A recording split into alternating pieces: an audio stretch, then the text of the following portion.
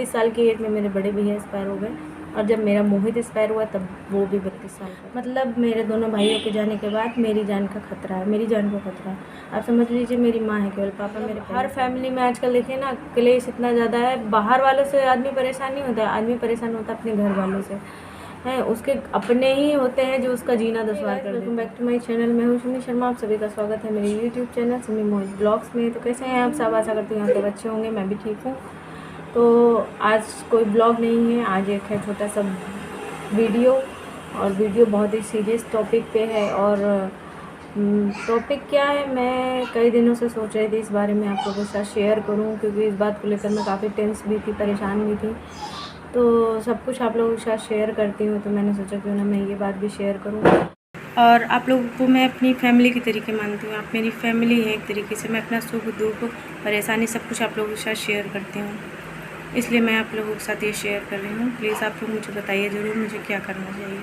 मतलब मैं इन सब चीज़ों में नहीं विश्वास करती हूँ, भरोसा नहीं करती हूँ, लेकिन कुछ ऐसी बातें हुई हैं, कुछ ऐसी बातें सामने आई हैं जिससे कि मुझे लगता है कि हाँ सच में ऐसा होता है।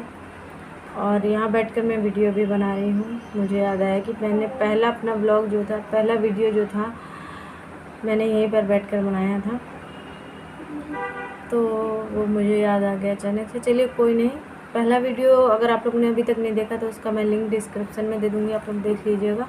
ये शेयर करना था आप लोगों से कि जैसे कि जो पुराने सब्सक्राइबर हैं, आप लोग जानते हैं कि मेरे 2 भाई हैं, मेरे बड़े भाई और मुझसे छोटा भाई मोहित, दोनों ही एक्सपायर हो गए हैं। तो मोहित का अचानक करंट लग गया था अगस्त में, 1 साल होने वाला है धीरे धीरे, और इसी वजह से मैंने उसके नाम के साथ अपना चैनल खोला है, ताकि मैं उसकी 2 बेटियों, अब तो पहले एक थी, जिस दिन वो एक्सपायर हुआ है उस दिन, उसके दूसरे दिन माही का बर्थडे था उसकी बेटी का, और उसके जाने के बाद एक और बेटी हुई है। तो खैर वो सब छोड़िए, वो तो ठीक है, उसके लिए तो मैं मेहनत कर रही हूँ, इसीलिए मैं यूट्यूब पर आई हूँ, क्योंकि और कोई रास्ता नहीं है मेरे पास कि मैं किसी और तरीके से अपने परिवार की मदद कर सकूँगी, या अपने भाई के जाने के बाद भाभी की या उनकी बेटियों को देख सकूँगी। और कोई रास्ता मुझे नहीं समझ में आया, क्योंकि मेरे भी 2 छोटे बच्चे हैं, तो मैं घर पर रहकर मेरे यही एक समझ में आया कि इसी में मैं जी जान लगा दूँगी, लगन से अपना काम करूँगी। तो ये सब जो नए हैं उनके लिए है, बाकी पुराने तो सारा सब कुछ जानते ही हैं। तो बात ये हुई, स्टार्ट कहाँ से हुई थी कि मतलब हर फैमिली में आजकल देखिए ना, क्लेश इतना ज़्यादा है। बाहर वालों से आदमी परेशान नहीं होता है, आदमी परेशान होता है अपने घर वालों से हैं। उसके अपने ही होते हैं जो उसका जीना दुश्वार कर देते हैं। मैं क्या बोलूँ, मोहित मेरा इतना अच्छा नेचर का था, इतना अच्छा नेचर था उसका कि कोई आज तक कह नहीं सकता कि मोहित गलत है। मोहित हमेशा वो मुस्कुराता रहता था, कभी किसी को गलत नहीं बोलता था, कुछ नहीं। लेकिन फिर भी ये बात सामने आ रही है कि उसको जो है आजकल, मैं फिर आपको लोगों को कह रही हूँ कि मैं ये सब नहीं मानती हूँ। आज तक मैं किसी पंडित बाबा के पास कभी नहीं गई हूँ, और मैं इन सब चीज़ों में बिलीव भी नहीं करती हूँ। अगर कोई कहता भी है तो मैं कहती हूँ अरे ये सब कुछ नहीं होता है। तो ये बात सामने आ रही है कि जो है मोहित को कुछ कराया गया था, और मोहित को उसके पहले भी कराया गया था। ये मोहित के सीधे होने का नतीजा था कि पहले मोहित को कराया गया, तो मोहित के ऊपर नहीं हो पाया, तो वो मेरे बड़े भैया के ऊपर हो गया। उनको कैंसर हो गया 7 महीने में ही, ना कुछ इलाज काम आया ना कुछ, वो एक्सपायर हो गए। 32 साल की एज में मेरे बड़े भैया एक्सपायर हो गए, और जब मेरा मोहित एक्सपायर हुआ तब वो भी 32 साल का था। तो बात इसमें ये आ रही है कि मेरे फैमिली वाले ही हैं, मेरे घर वाले ही हैं। ये सब चीज़ों में घर वाले ही होते हैं, क्योंकि घर, खेती, मकान, इन सब का लफड़ा सोचते हैं कि सामने वाला चला जाए, सब कुछ हमारा ही हो जाए, हमारे बच्चों का सब कुछ हो जाए, तो ऐसा होता है।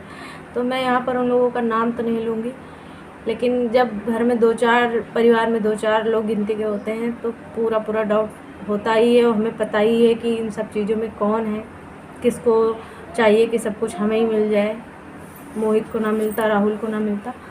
तो इन सब चीज़ों, ये तो सब हम लोग के दिमाग में है ही, और ये सब बातें मेरे दिमाग में बिल्कुल नहीं आती। लेकिन मेरी अभी 2-3 दिन पहले मेरी एक फ्रेंड से बात हुई, तो उसको नहीं पता था, तब उसको मैंने सारा कुछ जब बताया कि मैं बहुत परेशान हूँ, 6-7-8 महीने से मैं बहुत ज़्यादा परेशान हूँ, तब मैंने उसको मोहित की सारी स्टोरी बताई।